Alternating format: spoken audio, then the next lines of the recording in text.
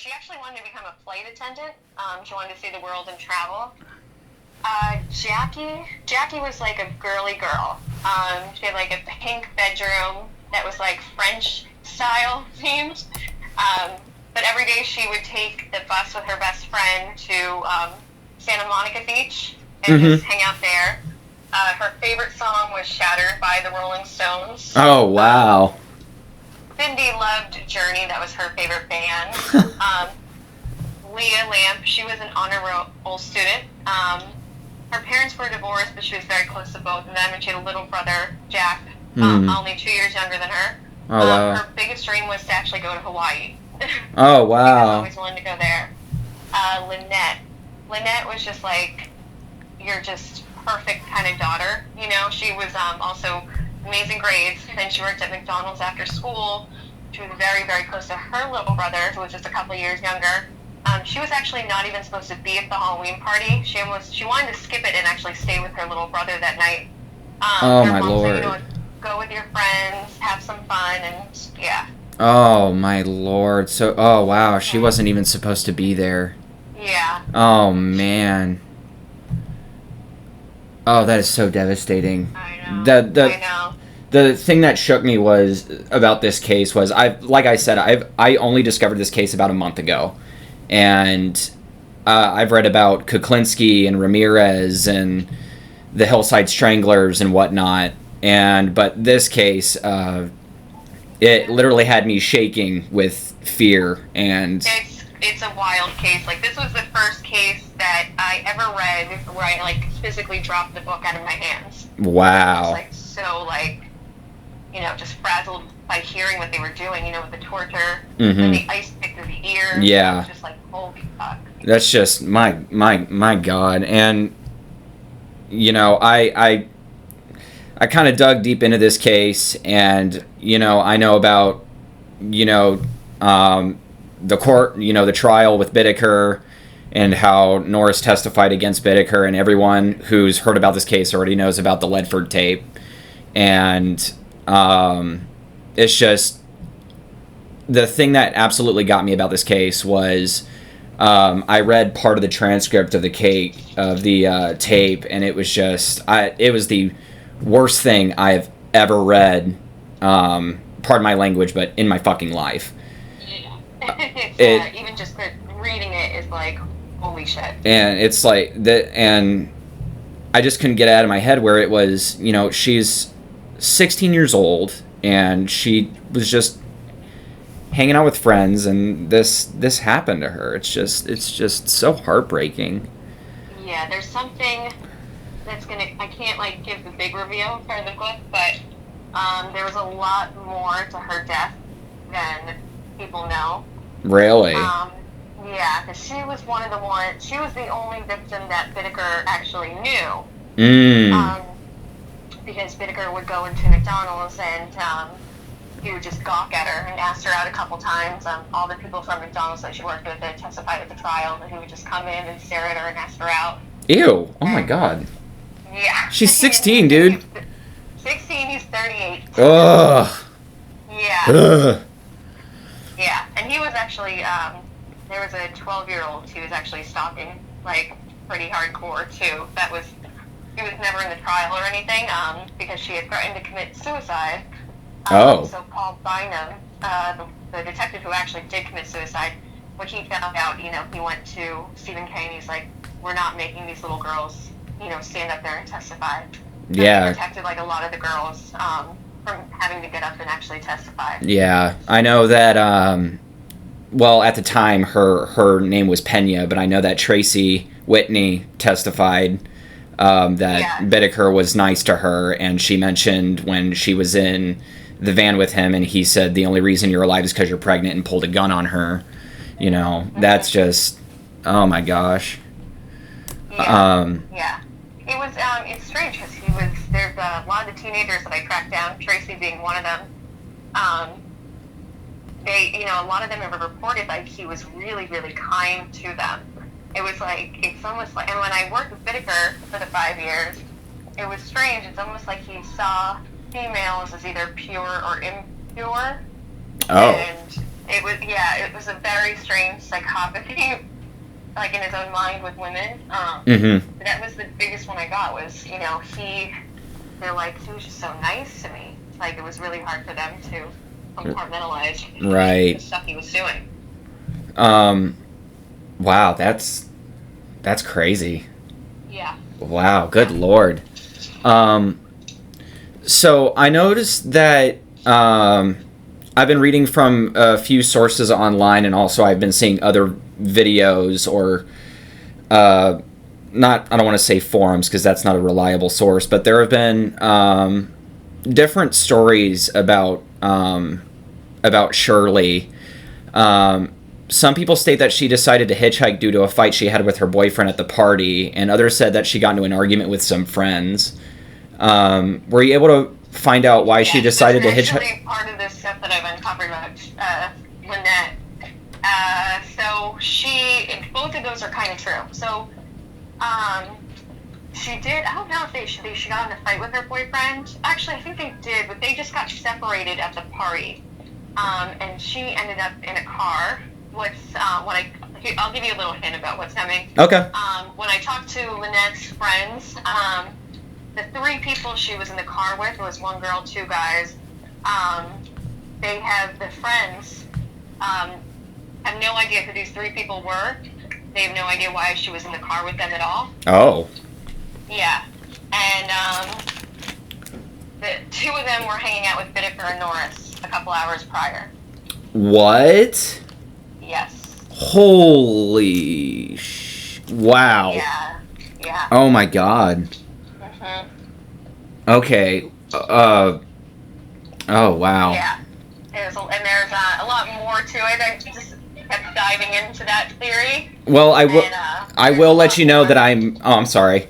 No, go ahead. And going back to the question that I was going to say about you possibly bringing a book, and now that you told me that a trilogy is coming out, yeah. I am definitely buying these, and I want to know more about this case. This is absolutely crazy. Yeah, it really is, because he gave me the police discovery, so even as a private investigator, you can't even get those sealed police files. They're just sealed up. Forever in police custody. Right. So the only way you can actually ever get them is if the inmate, who is allowed to have a copy to review their own case, gives it to you. So I was the first one Bittaker gave the whole police discovery to. Wow. So I got to go through all the police files, and then I think it was page 6. Only 6 pages in, there was a mention of another murder that had never come to light. Oh my gosh. Yeah. Wow. So then that's how it spiraled into me doing a full, back investigation into the case. Mm-hmm. And it was just a rabbit hole that just kept going and going and going. Right. Yeah, I've interest in this sort of thing. My mom is a private investigator herself. Really? That's awesome. Yeah, she's been a private investigator for several years, and I've been talking to her.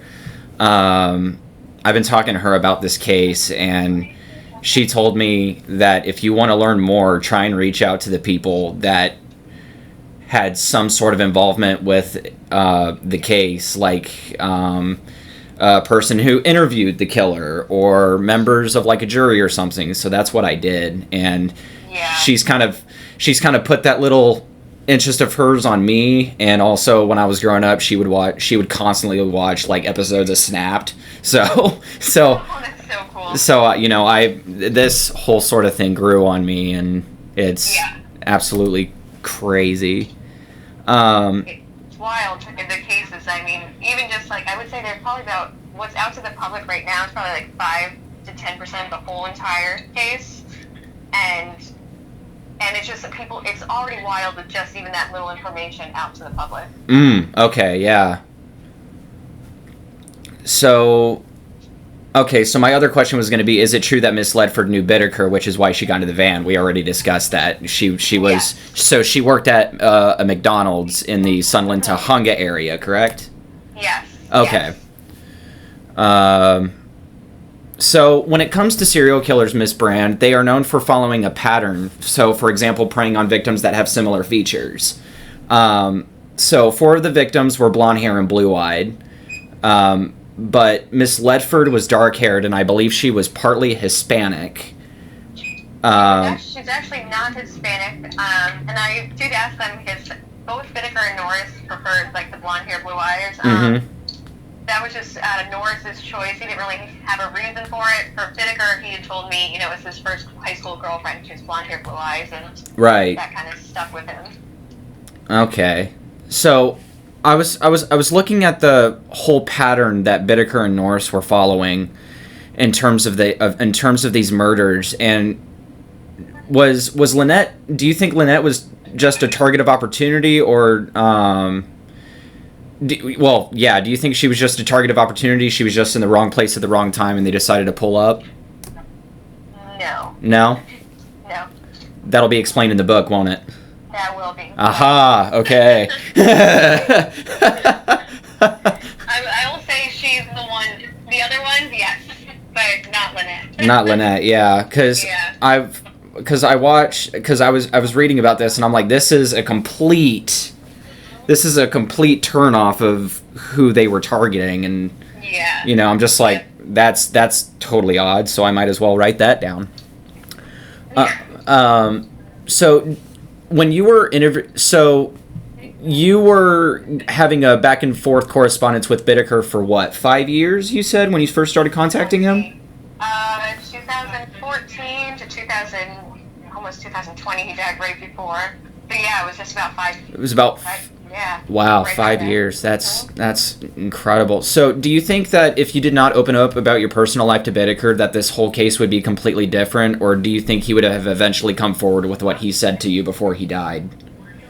I think it definitely plays a big aspect when you open up to a degree. I always just explain it. It's just like, they're still human, even though people think they're like these crazy monsters. They still are. Right. When you're talking to anybody, if you're going to reveal stuff, are you just going to tell like an acquaintance, that somebody you're just meeting, or are you going to tell somebody you really feel safe with, that you trust, that you feel like you have a really solid foundation in a relationship and a friendship with?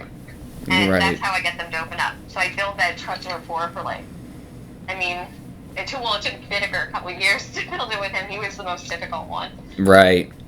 So you have interviewed, I believe, over 50 serial killers, correct? Yeah.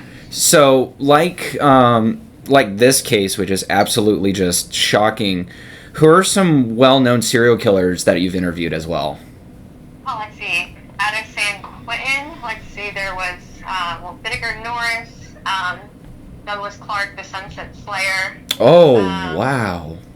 Yeah, he's going to be in the new show that we're doing coming up. Wayne Adam Ford is going to be another one who's going to be featured on the new show. Bill Stuff, he's lesser known. I'm very surprised he's lesser known because he killed a lot of prostitutes in Lake Ilstor, which is just south of LA, and did some really, really just grotesque things to them. But he hasn't been covered at all. So he's going to be one we're going to be featuring. Let's see, the Chicago Rippers out in the Midwest. I've spoken to Keith Jefferson a lot. I think of some more on the East Coast. I'm trying to think. Virginia. There was Hayden Clark out in Maryland. Who's out in Charles Cullen in Trenton State.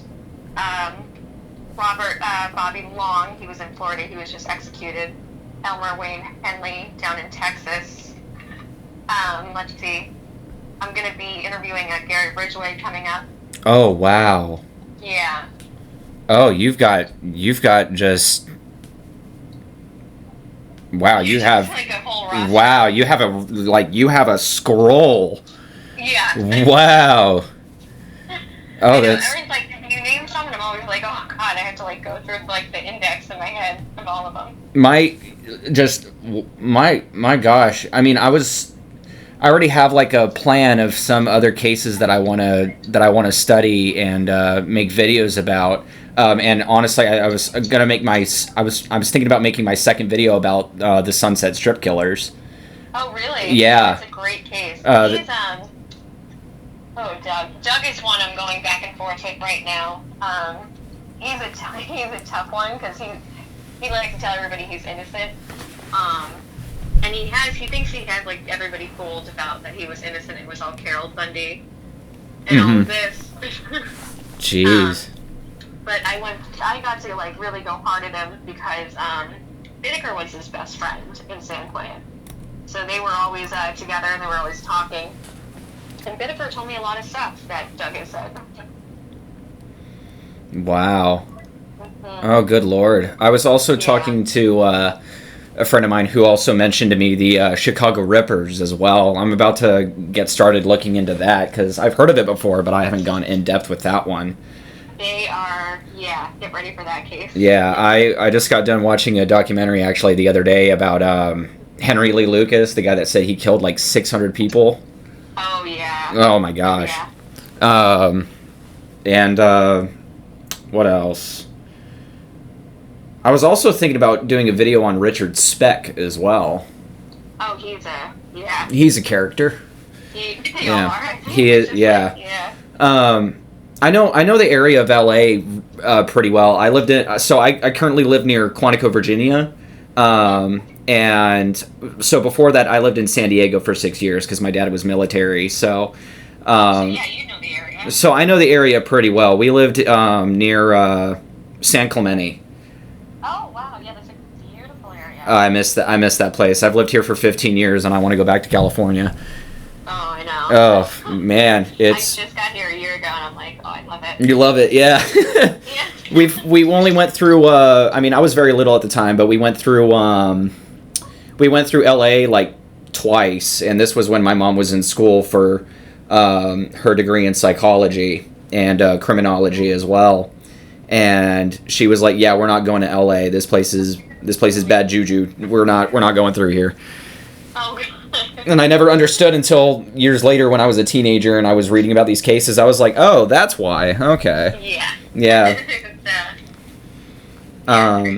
That's absolutely crazy. So anyway, my next question is, I know that you were given the locations of where Miss Schaefer and Miss Hall's bodies are in the San Gabriel Mountains by Bittaker before he passed. What's the status of getting a crew to try and find them? We have, so we're pitching the new show that's coming out, and it's a new production company. Because what happened was the first production company, the reason I even signed on, because I didn't want to be in Hollywood. Like, they approached me, and I was like, I don't really want to be on TV. You know, this is kind of just like what I do for work and stuff. And how they got me was saying that they would do the search, like they would fund the search to do it. Right. So then we start working on it, and I was like, okay, get signed on. And then it comes down to it, they're like, we're not going to do the search. Oh, jeez. And I was already kind of trapped in a contract at that point, and it turned into a big thing. But I'm with a new production company now, and they already have a team assembled of all, retired FBI. We have Nancy Grace's CSI person. Oh, signed on. Wow. Yeah, so we have like a legit team, and it's all like volunteers, but all like legit people, and we're gonna do the search. Oh, wonderful. Oh, yes. Man, because I remember you mentioning that, and I had my fingers crossed, and I was like, I really hope they're able to get out there and bring these girls home.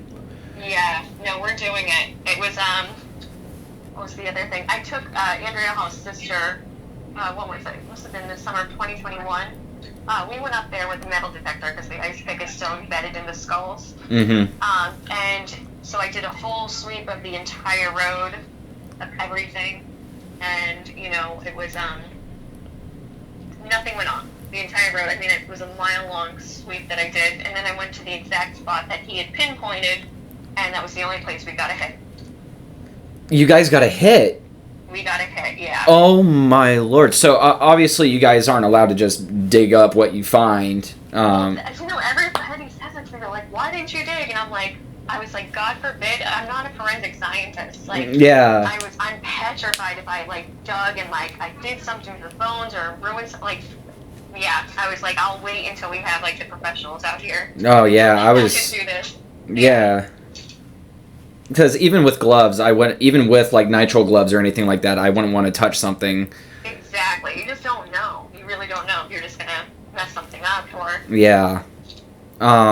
That is so good to hear. That's been on my mind for weeks now. Is I really hope there is some way that Cindy and Andrea are able to come home and be found. Yeah. And well, we found the pinpoint on Andrea, and we're working on Cindy. And then we have, I have all the other unknown victims that were mentioned in the discovery. And I've said to the production team already, I said, you know what, I think we're going to find a body farm up there if we search. So Bittaker stated that they killed more than 5 of them? Yes. Oh, wow. Oh, my. It's really crazy. There's even a confession he makes straight to Los Angeles Sheriff's Department, right in the police reports of another murder besides for the 5. Says it straight to the police. Never charged with it. Wow. Yeah. Good Lord. Oh. Wow. I know. So it's crazy. that's I mean, I know you talked with him over time, but were there certain points where you were talking with him and he would just like spill so much information that you were like, wait, hold on, this is... Yeah, like especially towards the end. Like when we got really towards the end and he was getting sicker and sicker, it was just like, floodgate. And he just wanted to get everything out before it was like too late. Right. Just... Wow, that's incredible. That's absolutely crazy. Yeah. So another thing. So for my video, is it okay for me to put a picture of you in my video and a thank you message?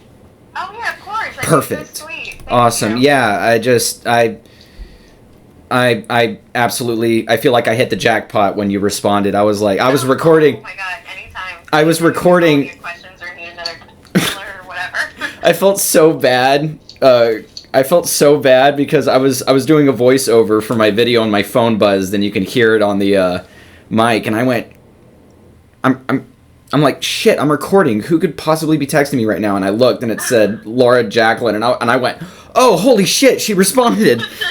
And then I looked, and then like 5 seconds later I was like, oh crap, I left the mic on. Oh my god. So I have that saved. So that is too funny. I was able to capture my genuine excitement and surprise when you messaged me. Oh, that is so cute. Yeah, I was like, oh no way.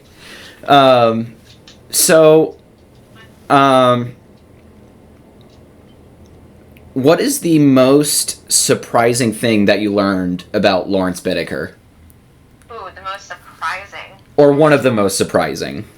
One of the most. There was a lot, actually. It found, like, really surprising. Okay, well, here's, like, kind of a funny one that it's, I think if you say it on tape, a lot of people would be like, really? When he was, this is our last interview, so he's, like, a skeleton at this point. And I was like, I was leaving the next day flying back, and I was like, I think you should go man down. And man down means they have to take you to the hospital. You're man down.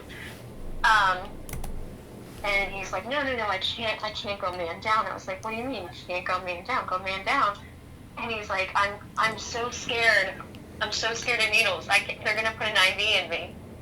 And he was like shaking, so scared that they were gonna put an IV in him. What? Yes. And I said to him, and I literally looked at him and I go, you put ice picks in people's skulls. Yeah.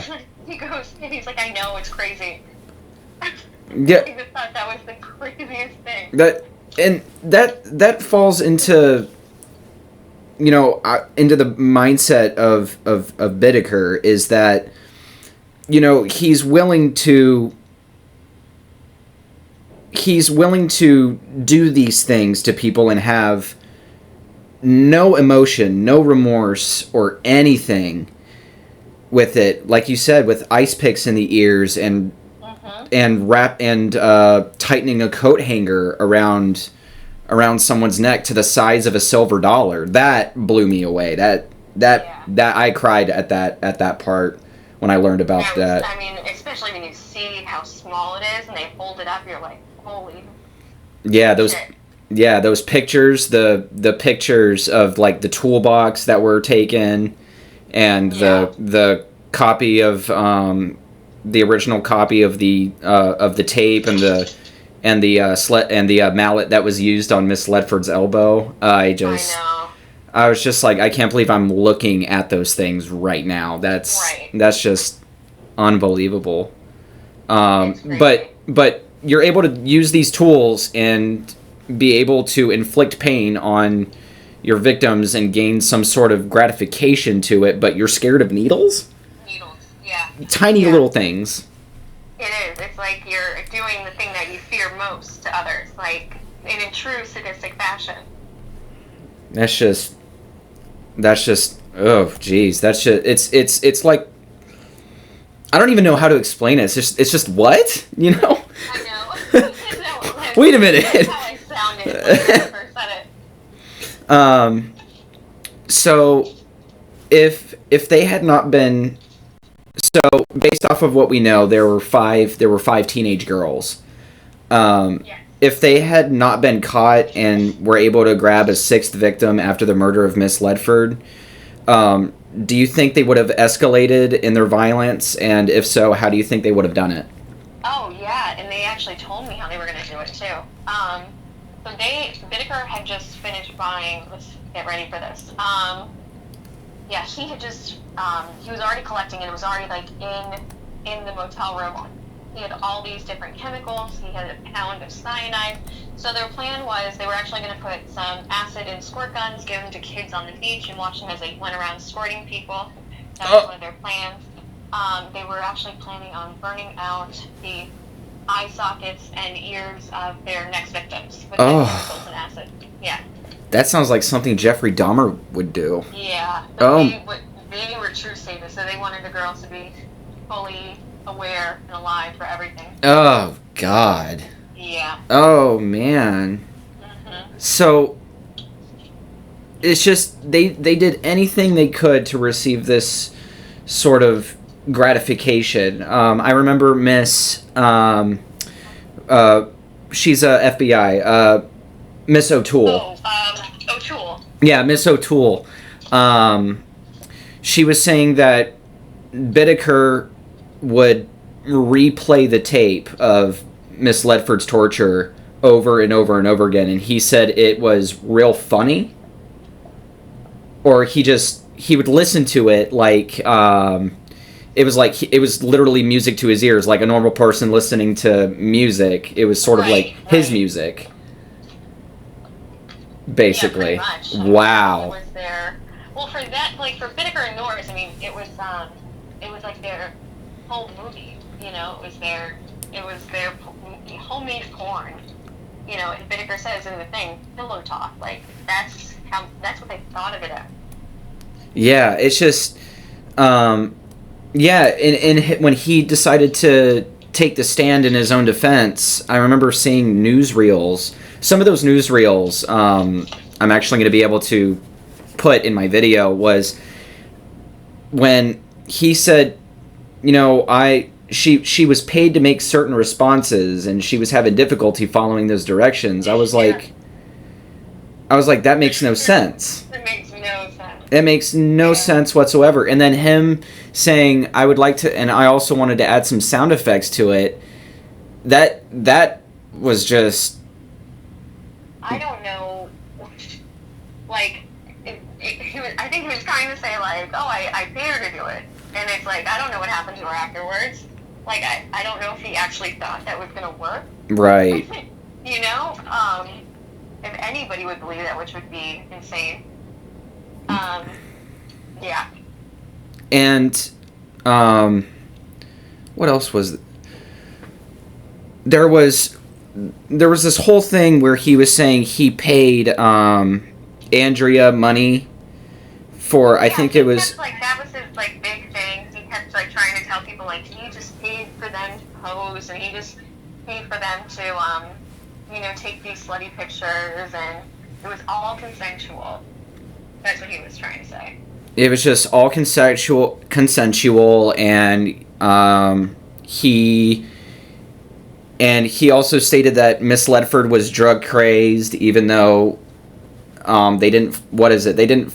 I don't think they found any drugs in her body when they found it. Did they?